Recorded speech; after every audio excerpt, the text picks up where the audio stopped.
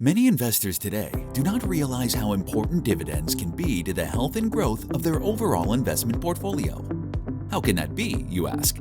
Stock dividends make up only a small fraction of the overall return of the S&P 500. You're right.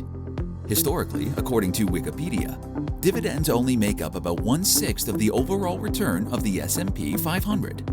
And that 2.1% by itself is not particularly impressive. In fact, $100,000 invested at 2.1% for 10 years would only add about $23,000 of value. But look what happens when we add that 2.1% to the market return of the S&P 500. That additional little 2.1% adds an additional $57,783 of value to the original $100,000 portfolio. While a 2.1% return by itself isn't much to brag about, when you add 2.1% to the 10.84% growth of the S&P 500, it supercharges that little dividend to add between 2 to 3 times as much value to the portfolio as the dividend would have all by itself.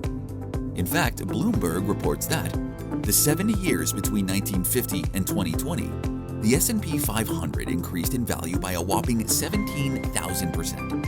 But when they added the dividends the S&P 500 paid over those 70 years, the total return of that index exploded to 160,000%.